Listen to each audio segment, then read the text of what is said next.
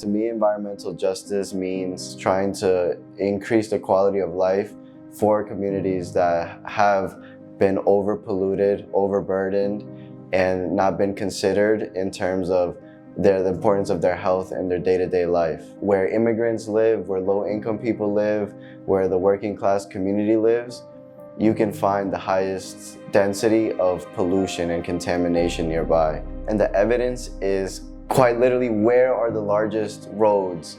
Where are the industrial parks? Where are the polluting facilities? Where does it get the hottest in the summer? What places flood the most? And almost always it's going to be where low-income people live and where minorities live. Some of the environment injustices that I saw were related to our living conditions. For example, being out of air conditioning in 100-degree weather and having to, sleep through the night with buckets of ice water and a little towel over our heads in order to survive the heat, and being forced to live under those conditions because we were afraid to keep complaining with the landlord and didn't want to be displaced. So I see that things that I experienced 30 years ago are still happening a lot in the community, where people are subjected to those living conditions with very little voice or with fear. Mi nombre es Angie Dugo Narita, tengo 15 años de edad, vivo con mi familia. Hay muchos carros y pues sueltan mucho humo y eso es lo que afecta. Y entonces pues pega asma y otras enfermedades. Mi hermanito estaba con tos, lo llevamos al doctor pero no era tos, entonces yo creo que eso es lo que le está afectando.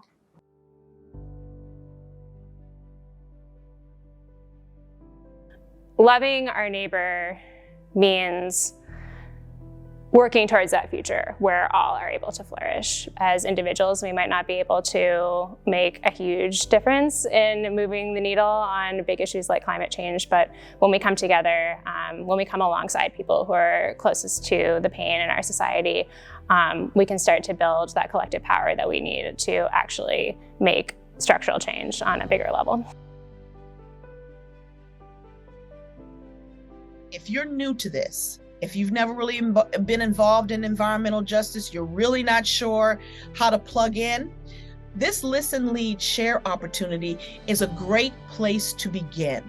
Listen, Lead, Share is an initiative, collaborative of many groups that are looking for a way to create a voice for the voices that are typically not heard. Listen, Lead, Share meets regularly to have listening sessions so that we can hear the feedback from the community, the different perspectives. So it's very important that we create a safe space for people to share how they're being impacted or what they want to see change in their community as it relates to environmental justice, and then come up with a consensus to elevate those voices to the federal government and different policies so that they can be influenced for funding and resource opportunities. When you live in a city like Baltimore, which has historically been, marginalized in certain parts, in certain communities, I mean, Black communities have been, left out, have been overlooked, have been completely disenfranchised.